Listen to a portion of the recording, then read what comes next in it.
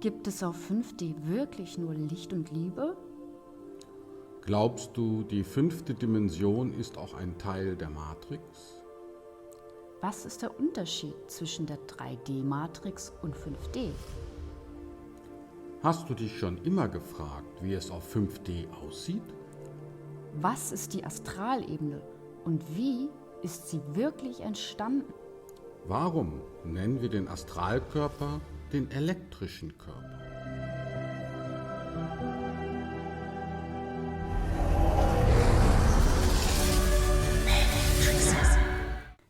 Ja, hallo und herzlich willkommen bei den Matrixern mit Shiva und Jonathan. Und wir haben ein sehr spannendes Thema für euch. Heute geht es um die 3D-Matrix und die 5. Dimension. Die Unterschiede zwischen 3D und 5D. Gibt es überhaupt Unterschiede zwischen 3D und 5D und welche sind das? Ist die 5. Dimension wirklich bloß eine Mentalebene oder ist sie vielleicht auch physisch?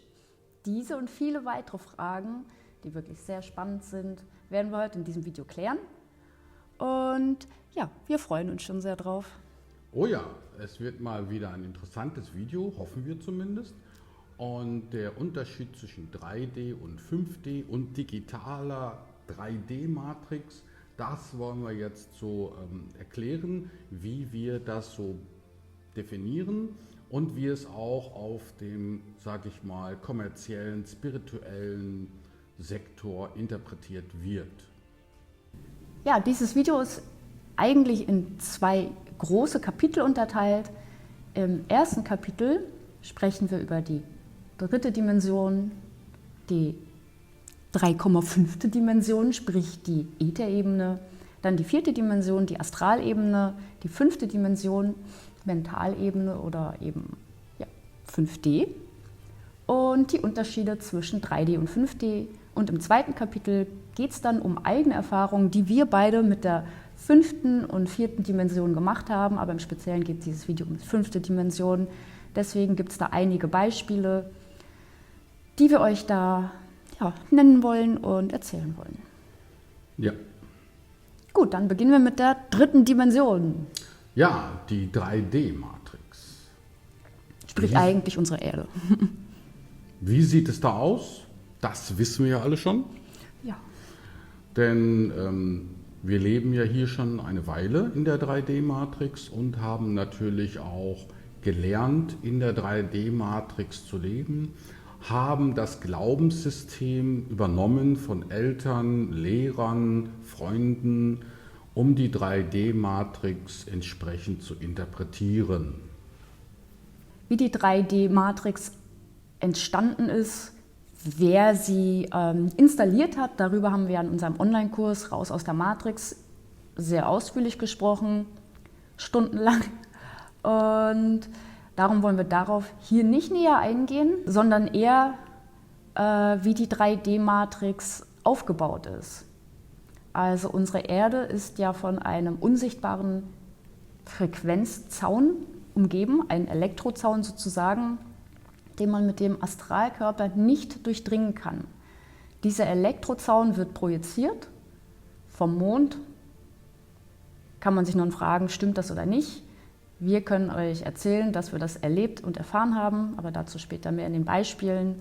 Und genau, unsere Erde ist wie gesagt von einem Elektrozaun umgeben, wo kein Mensch rauskommt. Auch nicht Raketen oder Raumschiffe, aber auch dazu später mehr. Ja, also man kann sich die 3D-Matrix schon so vorstellen wie ein Gehege im Zoo. Ja, absolut genau das gleiche Beispiel. Ja, und zwar wer von euch schon mal einen Zoo besucht hat, hat vielleicht gesehen, dass die Gehege meistens mit einem Stromzaun umzäunt sind, damit die Tiere eben nicht abhauen. Und dieser Stromzaun, den gibt es auch für die 3D-Matrix, beziehungsweise ist um die ganze 3D-Erde gezogen. Somit fällt es einem sehr schwer, die 3D-Matrix zu verlassen, auch nach dem Tod. Das bedeutet, sobald man physisch gestorben ist und versucht, die Erde zu verlassen, ist das nur schwer möglich. Es gibt Möglichkeiten, darauf sind wir schon eingegangen. Aber in der Regel besteht diese Möglichkeit nicht und eigentlich fast jeder, der versucht, die 3D-Matrix nach dem physischen Tod bzw. nach dem Ablegen des physischen Körpers zu überwinden, der wird dabei eben nicht erfolgreich sein.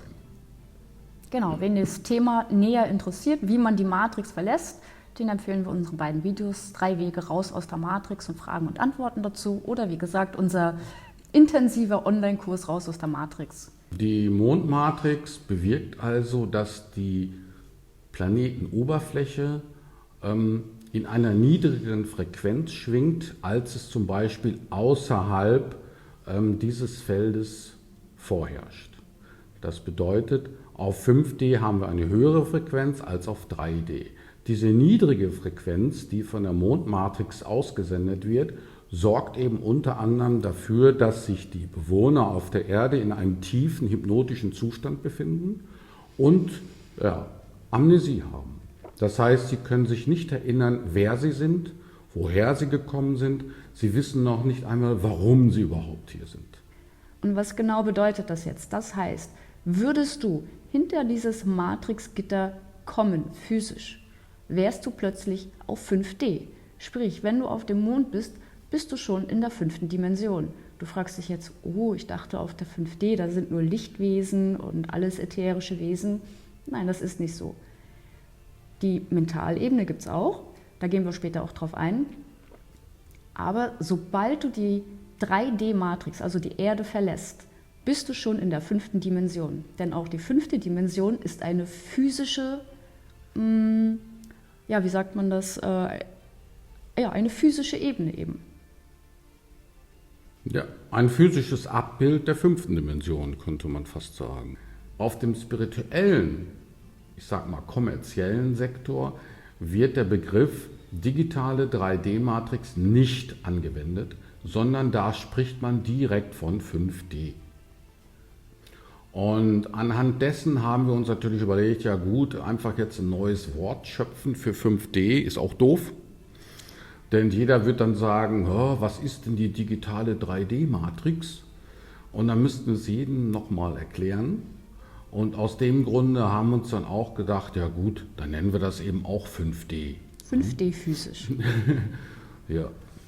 Und wie Shiva schon sagt, die 5D-Matrix ist auch physisch, so wie die 3D-Matrix, weil der Unterschied zwischen 3D und 5D ist eben nur die Frequenz, die niedrigere Frequenz und die Auswirkungen durch die Bewegung innerhalb eines Feldes, das eben einer 3D-Frequenz entspricht. Und wer wissen möchte, was ist denn jetzt 3D, was ist Matrix und was ist eben nicht projizierte Matrix, der kann sich einfach mal umschauen gehen. Was sieht denn hochtechnologisch aus und was sieht sehr natürlich aus? Du hast schon gesagt, die Natur. Die Natur ist eigentlich dem 5D sehr, sehr nahe. Wenn du also die 3D-Matrix ausschalten würdest, was würde übrig bleiben? Das ist ja eigentlich die Frage. Ja, es gibt ja immer wieder Berichte im Internet zu lesen oder auf YouTube zu sehen, die 3D-Matrix ist ausgeschaltet oder die Reinkarnationsfalle ist ausgeschaltet, alles ist gut, Leute. Oder die Erde ist schon längst auf 5D, alles super, macht euch keine Sorgen, lehnt euch zurück. Alles Quatsch. Ja. Wenn du im Mentalkörper bist, siehst du, was plötzlich alles wegfällt. Denn dann sieht die Erde ganz anders aus. Obwohl du noch auf der Erde bist, sieht die Erde dann anders aus. Sehr natürlich. Die meisten Gebäude fallen weg. Es bleibt nur noch Natur übrig. Selbstgebaute Häuser bleiben vielleicht übrig. Aber das ganze Bankensystem, alle Bankengebäude, Regierungsgebäude. Ja, und wenn du im Mentalkörper bist, kannst du auch plötzlich auf andere Planeten reisen. Dann wirst du auch sehen, dass die Planeten nicht flach sind. Und du kannst sie natürlich alle besuchen. Und da wirst du feststellen, dass da viel mehr Menschen sind oder viel mehr Wesen und Aliens. Da ist alles voll. Da ist plötzlich alles voller Aliens und Wesen. Da siehst du, dass hier die Erde wirklich auch auf eine gewisse Weise als als kleiner Zoo oder wie gesagt kleines Gefängnis, Schule, wie auch immer, gehalten wird. Denn wenn du hier mal in der Dissoziation schaust, bleiben wirklich sehr wenige Schöpferseelen übrig. Wenn du im Mentalkörper bist, wirst du sehen, da bleiben nicht viele übrig. Die übrig sind, haben wirklich sehr viel Energie, sehr viel Schöpferkraft und ja, das wird gerne von anderen Agendas genutzt. Auch im luziden Traum ist das so, dass Ja. du tatsächlich dann in irgendeiner Stadt bist, die du vielleicht sogar kennst irgendwo und wunderst dich, dass dort eben bestimmte Gebäude überhaupt nicht existieren und es so leer ist. Und das ist zum Beispiel auch bei mir auf Astralreisen oder in luziden Träumen sehr häufig vorgekommen. Und das hat mich immer gewundert. Da dachte ich mal, komisch, ne? Wo sind die ganzen Leute? Da fehlt ein Gebäude, da fehlt ein Gebäude, da ist einfach nur Wiese und irgendwie wirkte das auch alles viel hübscher, ist mir auch aufgefallen. Alles wirkte irgendwie aufgehübscht. Dann würde ich sagen, kommen wir zur nächsten Dimension. Und zwar die 4. Dimension. Was also ist die 4. Dimension wirklich? Wenn sie nicht natürlich ist, so wie die 5. Dimension, wie ist denn die 4. Dimension entstanden, der Astralkörper? Darauf werden wir jetzt näher eingehen. Was ist der Astralkörper überhaupt und in welchem Zusammenhang steht er überhaupt mit dem physischen Körper? Also im Überblick kann man sagen, durch die ganzen Glaubenssysteme des Menschen, was ja geistiger, also ätherischer Natur ist, praktisch astraler Natur, durch die emotionalen Muster, die Menschen haben, ist sozusagen die Astralebene entstanden. Sie ist sozusagen der Schatten der 3D-Ebene. Ja, und natürlich durch die Frequenzdiskrepanz. Ja, genau. Ne? Und darum nennt man das ganze 4D, die ganze 4D-Welt nennt man ja auch gern Twilight Zone, ne? Die Zwielichtzone oder die Schattenwelt oder die Anderswelt, ganz unterschiedlich. Es gibt da viele Begriffe für und das sind eben die Begriffe dafür, dass die 4D-Frequenzwelt eben durch diese Diskrepanz entstanden ist. Und das hat auch den elektrischen Körper zustande gebracht, beziehungsweise den Astralkörper, nicht den Mentalkörper. Und den nennen wir deshalb auch gern elektrischen Körper, weil er eben elektrischer Natur ist, wie so ein Hologramm. Ein Hologramm ist ja auch elektrischer Natur. Der physische Körper ist eigentlich auch ein elektrischer Körper, nur eben viel dichter. Und der 4D-Körper bzw. der Astralkörper ist somit auch ein elektrisches Produkt, ein elektrisches Erzeugnis, das durch diese Diskrepanz entstanden ist. Genau, eben elektrischer Körper unter Elektrozaun, der von der Mondmatrix projiziert wurde. Deswegen knallt es aufeinander. Das funktioniert nicht. Es ist wie 2 Pluspole und die stoßen sich ab. Ich habe es mal versucht, ich bin mit meinem Astralkörper zum Elektrozaun hingeflogen und wurde sofort zurück ins Bett geschleudert. Der Astralkörper bzw. der 4D-Körper ist also das Gerüst für den physischen Körper, weil der Astralkörper sozusagen, ja, man könnte sagen, vorher da war. Und da wird eben das Aussehen bestimmt. Ne? Wie sieht man aus? Welche Figur hat man? Wie passt das mit der Genetik zusammen und dergleichen? Und aufgrund dessen wird dann der physische Körper materialisiert auf 3D. Und wer sich an dieser Stelle fragt, ja, Mondmatrix, wer hat die denn gebaut? Welche Außerirdischen haben das gemacht? Mit welcher Absicht? Wer baut denn so ein Ding? Haben die noch alle Tassen im Schrank? Und warum platzieren die das vor der Erde? Was soll das ganze Zeug? Und da kommen wir natürlich in unserem Video über die KI zu sprechen. Da reden wir über die KI der Mondmatrix und wie die eben aufgebaut ist, wer die gebaut hat, aus welchen Gründen, warum das überhaupt so gemacht worden ist und so weiter. Warum wurde dieses elektrische Gefängnis aufgebaut? Und da kommen wir dann in dem Video zu sprechen, wo es um die KI geht. Da reden wir über alle KIs, die es so gibt, die es auf der Erde gibt, die es im Universum gibt und vielleicht auch darüber hinaus. Genau, also Gedanken haben ja auch verschiedene, ich sag mal, Qualitäten. Du kannst einen hochschwingenden Gedanken haben, du kannst einen niedrig schwingenden Gedanken haben, du kannst hochschwingende Gefühle haben, du kannst dich aber auch ärgern, was natürlich keine so gute Frequenz hat. Oder was heißt keine so hohe Frequenz hat. Genau, und über diese Emotionen und Gedanken in verschiedenen Frequenzbereichen erschafft man. Man manifestiert, man ist ein Schöpfergott. Wir haben so viel Energie und wir glauben gar nicht, dass wir wirklich jede Sekunde unseres Lebens erschaffen und eben auch die anderen Dimensionen mit. Es ist alles miteinander verbunden und verknüpft, nur wir sehen es nicht und deswegen glauben wir es nicht. Und deswegen stellen wir auch so viel Unfug mit der Erde an. Aber das ist ein ganz anderes Thema, weil wir nicht sehen, welche Auswirkungen ein einzelner unserer Gedanken hat und wie viel Schöpferkraft wir wirklich haben. Sind wir eigentlich, wir Menschen, so destruktiv? Würden wir wirklich sehen aus einer höheren Sicht, was wir da alles anstellen mit nur einem Gedanken oder einem Gefühl oder wie auch immer, wären wir plötzlich viel positiver und konstruktiver. Da würde ich fast drauf wetten. Jedenfalls auf diese Art und Weise ist eben die Astralebene entstanden. Natürlich klar, Kirche hat da auch einen Großteil zu beigetragen. Die hat also am Anfang der Matrix sozusagen viele Glaubenssysteme installiert, wie Himmel, Hölle, die ganzen Religionen eigentlich, kann man sagen, haben sehr viele Konstrukte erschaffen, an die Menschen glauben sollen und haben natürlich auch himmlische Vertreter abgestellt, hier auf der Erde, die gar nicht so himmlisch sind vielleicht, um den Menschen diese Glaubenssysteme näher zu bringen.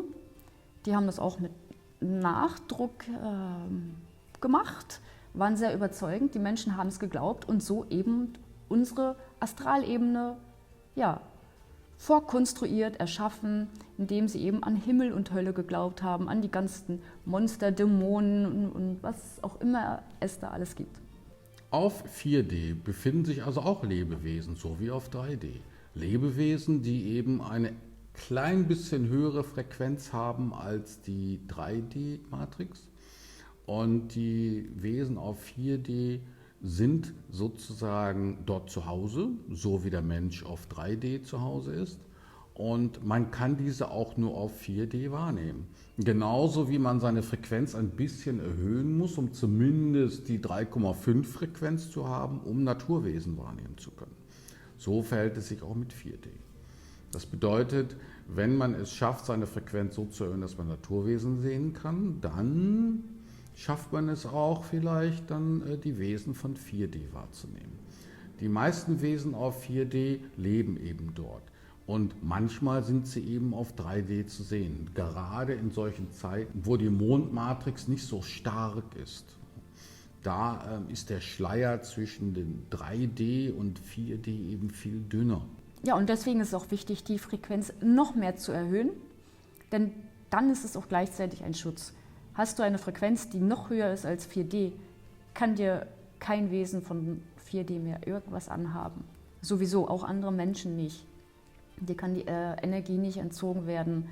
Also wenn du dein Bewusstsein so stark erweitert hast und deine Frequenz erhöht hast, in das 5D-Bewusstsein sozusagen hinein, hast du eigentlich praktisch einen ganz natürlichen Schutzfilm, Schutzschirm.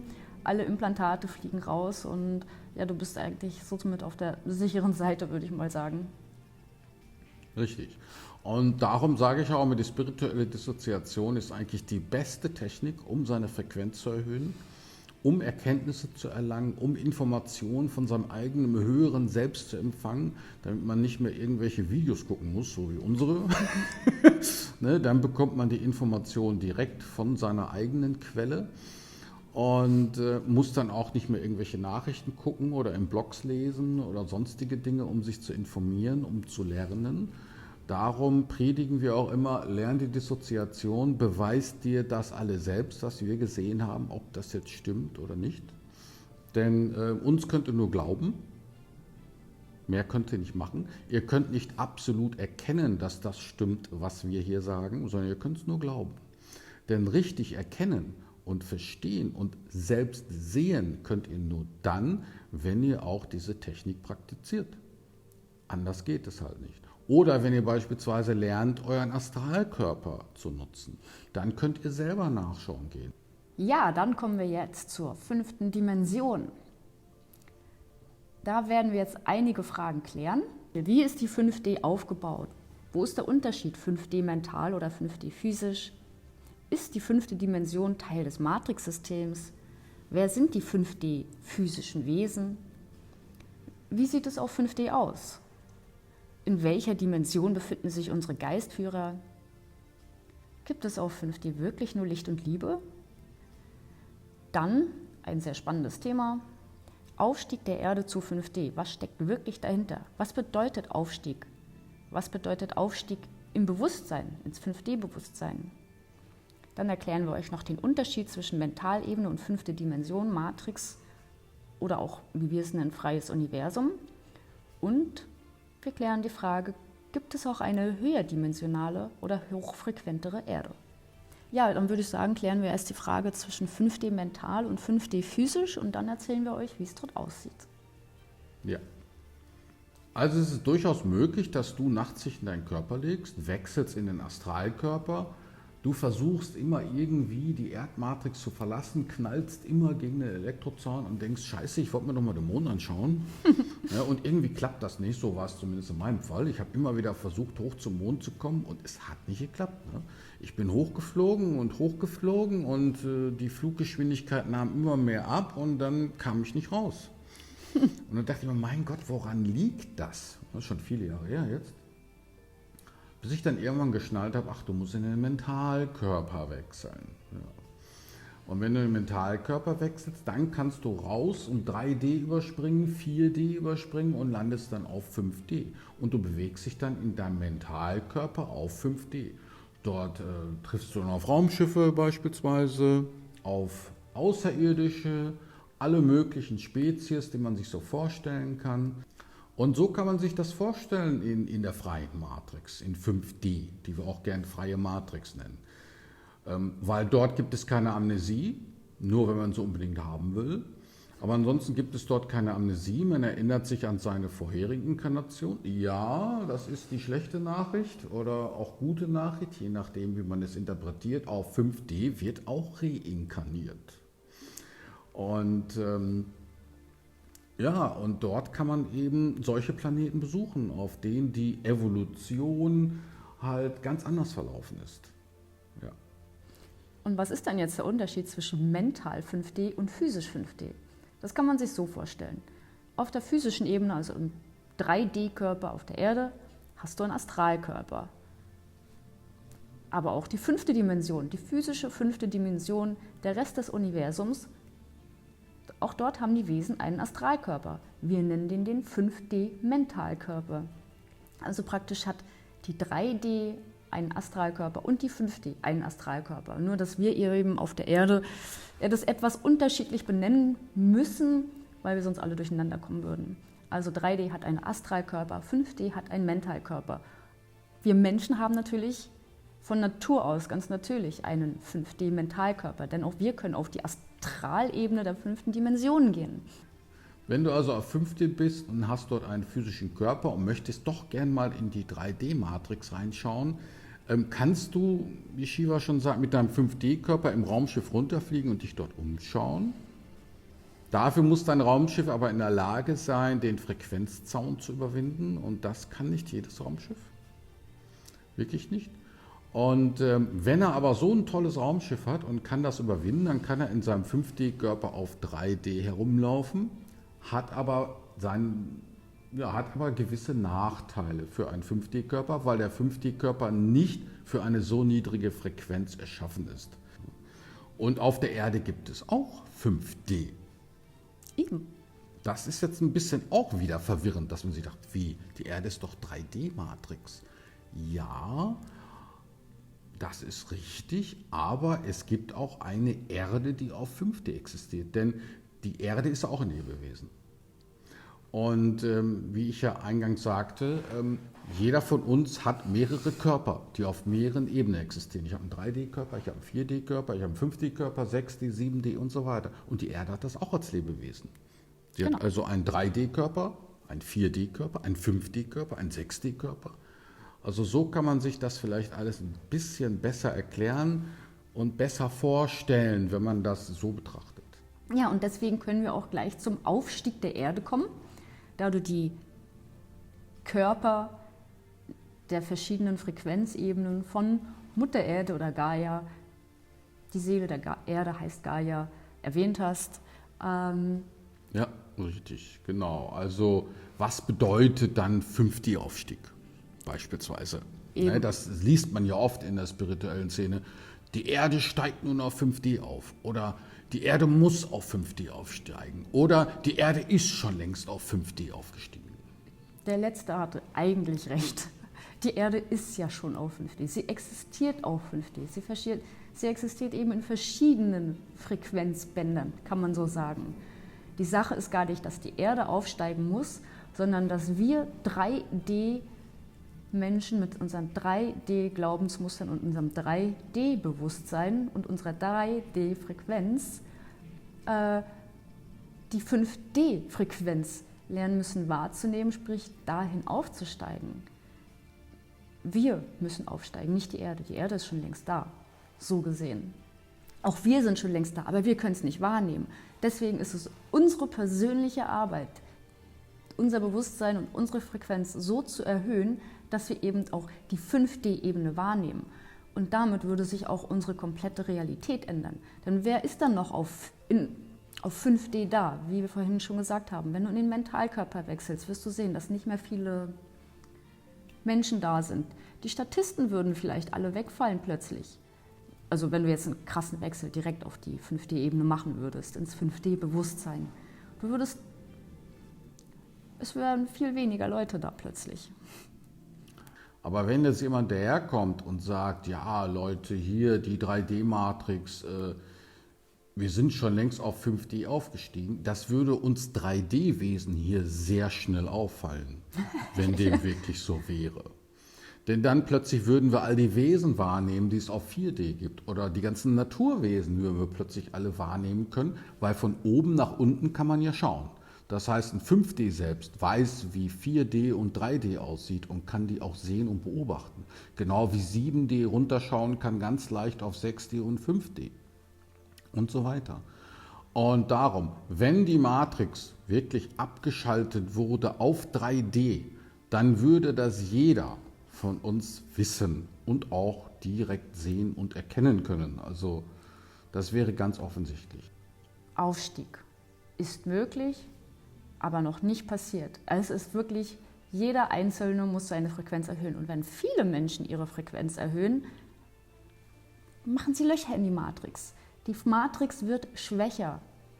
Die Matrix kann sich nicht mehr so durchsetzen. Deswegen sagen wir immer, macht die Dissoziation, erhöht eure Frequenz, erweitert das Bewusstsein. Denn davon hast nicht nur du was. Auch dein Nachbar hat was davon. Die ganze Welt hätte was davon. Also alles, was du für dich tust, tust du also eigentlich für die Welt. Ja, ist denn die Matrix auch auf 5D? Sprich, ist die 5D-Ebene auch ein Teil des Matrix-Systems? Wir sprechen ja die ganze Zeit davon, dass die Erde von einem Elektrozaun umgeben ist, sprich eine 3D-Matrix auf die Erde projiziert wurde. Also original ist Gaia, unsere Erde, natürlich auch ein 5D-Planet, aber eben über den Mond wurde eine 3D-Matrix gelegt und damit sind wir in einer physischen 3D-Matrix. Aber wenn die jetzt wegfallen würde, also sprich würde die Mondmatrix ausgeschaltet werden, wären wir plötzlich auf 5D, dann wäre die Erde instant 5D. Wäre die Erde dann immer noch Teil der Matrix? Also sprich, ist das ganze Universum eigentlich auch eine Matrix? Die Frage klären wir jetzt. Ja, also wir nennen ja 5D auch gern digitale 3D-Matrix bzw. freie Matrix. Und das deutet ja schon darauf hin, dass man es hier auch mit einer Matrix zu tun hat. Nur die um ein Trillionenfaches größer ist als die 3D-Matrix, wo es sich ja nur um einen Planeten handelt. Die 5D-Matrix ist also enorm größer, aber immer noch eine Matrix, in der sich auch digitale Figuren oder wie man auch so schön sagt, digitale 5D-Avatare bewegen. Genau, die 5D-Matrix wurde also auch erschaffen. Sie ist auch immer noch ein Hologramm. Sie wurde auch von einer KI erschaffen. Das wird Teil 5 unserer Videoreihe, die KI. Wie hat die KI die 5D-Matrix, 6D-Matrix und so weiter erschaffen? Ist also, wie gesagt, Teil der Matrix, auch die 5. Dimension. Sie ist viel bewusster, viel freier, aber auch in der 5D kannst und musst du dich inkarnieren. Auch in der 5D gibt es sowas wie Amnesie, weit, weit weniger stark als hier. Da kannst du lernen, dich wieder an deine anderen Leben und an alles andere zu erinnern. Es ist viel, viel einfacher. Auch da unterliegst du noch gewissen Einschränkungen, auch auf 5D. Auch auf 5D hast du noch sozusagen ein Ego, auch wenn es viel, viel kleiner ist. Darüber reden wir auch gleich noch. Ja, 5D ist eigentlich nur die hochfrequentere Version der 3D-Matrix, die freiere und bewusstere. Du hast da ein viel, viel größeres Spektrum, aber wie gesagt, auch 5D ist immer noch eine Matrix. Das heißt, die 3D-Matrix ist also eine Matrix in der Matrix, wenn man das so plausibel ausdrücken möchte. Und wir haben die freie Matrix, riesig groß, und dann noch so eine kleine 3D-Matrix, eine Miniaturversion der 5D-Matrix auf einer niedrigeren Frequenz. Ich glaube, in den nächsten Videos, da geht es um Starseeds und um die Alienrassen. Wie sieht es genau auf 5D aus? Wie sind die gesellschaftlichen Strukturen, die politischen Strukturen auf 5D? Wie sieht es da emotional und so weiter aus? Wie kann man sich die 5. Dimension ganz genau vorstellen? Das wird Teil unseres nächsten Videos. Ja. Also wie gesagt, alle Menschen hier unten oder viele Menschen aus der New Age-Szene sagen, ja, 5D, da müssen wir hin, da ist alles Licht und alles Liebe. Dem ist nicht so. Auch da gibt es eben noch die Dualität. Natürlich ist dort alles viel lichter und liebevoller für den, der sich dafür entscheidet, was viele tun. Aber es ist eben nicht einfach alles Licht und Liebe. Ja, auch in der freien Matrix besteht eben der Konflikt, ich sage mal, zwischen Harmonie und Forschergeist. Und wie gesagt, die freie Matrix ist immer noch Teil des Dualitätssystems. Und aus diesem Grunde gibt es dort auch noch all diese Dinge. Fortschritt, bessere Raumschiffe, bessere Maschinen, Weiterentwicklung in jeder Hinsicht, höhere Zustände zu erreichen und. So, ihr Lieben, das war unser wirklich langer Theorieteil. Ich glaube, der ist jetzt fast 2 Stunden. Und damit kommen wir jetzt noch zu unserer Abschlusserfahrung. Jeder von uns erzählt Erfahrungen, die er mit 3D, 5D-Wechsel erlebt hat. Ja, dann sind wir jetzt, würde ich sagen, am Ende unseres 3. Teils angekommen. Und ja. Wie immer, die Vollversion dieses Teils kann man auf gehirnkicker.de vorfinden. Dort geht die dann so um die 2 Stunden höchstwahrscheinlich. 2,5. Oder 2,5 vielleicht sogar, wir wissen es noch nicht. Ne? Und auf YouTube befindet sich immer eine abgespeckte Version, aber die eben alle essentiellen Informationen beinhaltet.